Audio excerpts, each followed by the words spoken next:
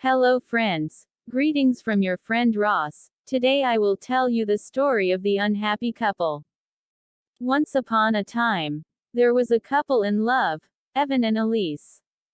Evan was a handsome and great-looking man. The girls in town were in love with him, but he had eyes for no one else, only his beloved. Elise was a very beautiful girl with fair skin and blonde hair, with beautiful blue eyes as deep as the sea. She was very good and kind to all the people in town. The young couple lived together in a cabin in a small town. They had known each other for many years, since they were teenagers, and they had already decided to live together, plan their wedding to get married and start a family.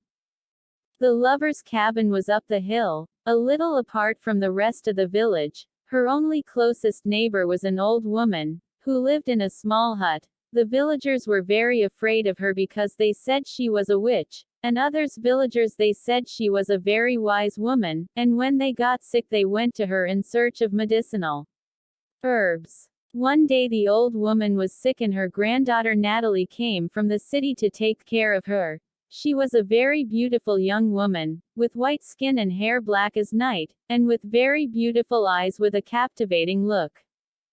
The young woman took care of her grandmother, but she needed to carry her, transfer her from the bed to the bathroom and vice versa, so she asked her neighbors for help, and Evan, very kind of her, agreed to help her. This is how the days went by and the young man was captivated by the new neighbor. It seemed as if he were under a spell. At home he did not eat or drink anything because he only thought of her. Elise realized what was happening and tried to talk to him to make him come to his senses, but he didn't seem to hear anything. Now he was only thinking of Natalie. Natalie from her grandmother's house often called Evan through the window, and every time she saw her from her window she would run to help her. Until she began to live with them. Elise no longer existed for him. Since she was with Natalie, nothing more existed for him. 3 months later the old woman died, and her granddaughter Natalie decided to return to the city, and as expected she went with Evan. He loaded his luggage and they went to live in Natalie's apartment. He didn't even say goodbye before leaving of Elise. Several months passed and Elise was very sad. She cried almost every day because Evan did not come back. Since her plans to marry her only love were frustrated, and the illusion of starting a family with her future husband also faded as time went. Elise stopped eating and was getting thinner, and with a lost look looking out the window, waiting to see her beloved come home. She was no longer the same sweet and happy girl she was. She went from being a girl full of life to be a ghost. He got sick after a while and died right there in his cabin. Natalie met a new neighbor inside her building and fell in love with him. She no longer seemed to care about Evan. She was increasingly distant and cold with him, until almost completely ignoring him. This made Evan lose interest in Natalie, and he decided to leave and return to his beloved Elise.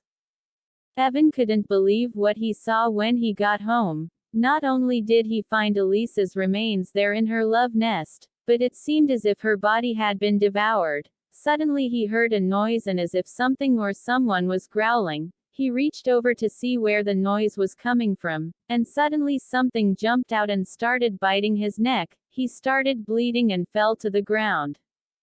Evan still conscious on the ground. He couldn't believe his eyes. It was a baby that came up to him and started to eat his leg. Evan started to cry before completely fainting, and his last thought was Elise and that this baby was his daughter, and that he wasn't there for both of them, and how sorry he was for failing them, but he couldn't do anything anymore. The damage had already been done.